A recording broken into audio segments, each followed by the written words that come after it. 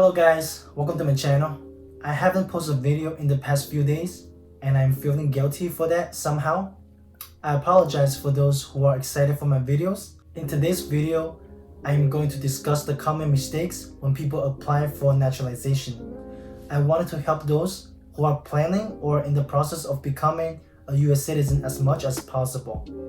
Therefore, if you find this video helpful, please show me some support by like and subscribe. I appreciate your support. Alright, let's get started. The first mistake that I want to address is lack of information when filing for naturalization. In other words, you're not providing enough information about your identity when you fill out the M400 form for naturalization. If you want your application to be viewed quicker, then I suggest you to provide as much documents as possible on the application form.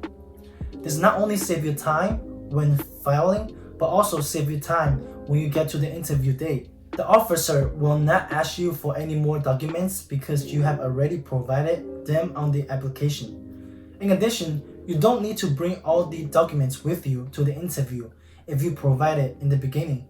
This makes it easier for you to finish the process and lower the chance of having a delayed or reschedule of appointment. You may have to reschedule or having a delayed appointment for failing to provide enough documents. So remember to put as much information as possible according to the naturalization application. The second mistake is that people either overstudying for the interview exam or they're just not preparing for the exam at all. Personally, the exam was a piece of cake for me, not because I speak English, but because I spent some time going over the questions that the officer may ask. In my opinion, if you go to school in the US for a couple of years, you will not have any problem passing the exam. Honestly, I know nothing about the US history when I was preparing for the exam. I spent about 3 hours total just trying to memorize the answers to the 100 questions that will be on the exam. This technique does not work for everyone except those who have strong memory like myself. I suggest you to fully understand the meaning behind the answer to each question. That's it. It only took me about 3 hours to prepare for the exam. On the other hand, if you don't study for it, even though you have been in the US for a couple years, you might still not pass. Because according to the data, many American citizens who are born in the US fail to answer the questions.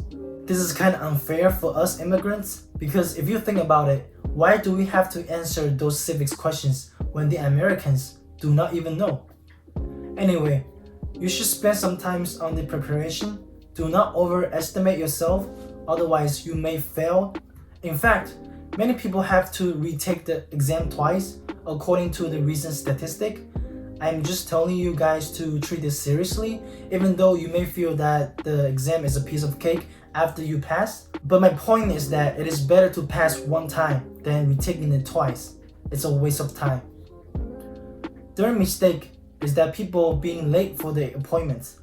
Please do not be late for your appointments because you will have to reschedule a new appointment if you are late or cannot make it to the appointment on time.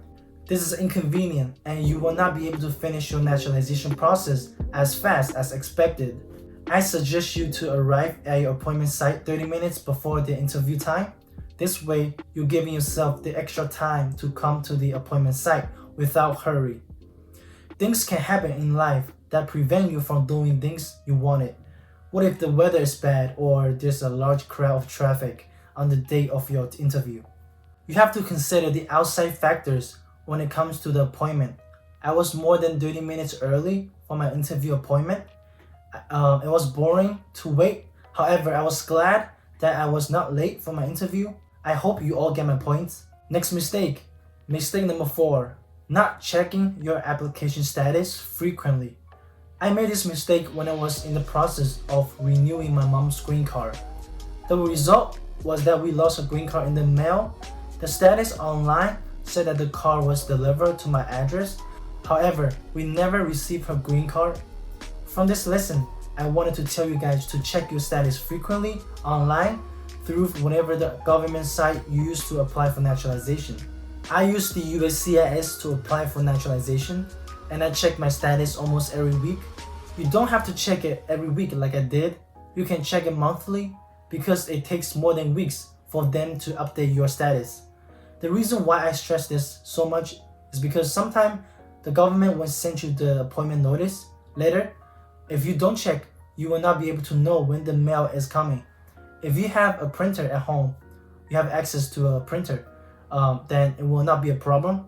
But for people like me who doesn't have access to a printer at home, you should always check it frequently. Finally, the last mistake that I wanted to conclude in this video is failing to check your application twice before submitting. When you fill out the application for naturalization online, you should always double check your information before you hit the submit button. Make sure you confirm all the information to be accurate and true based on your background and identity.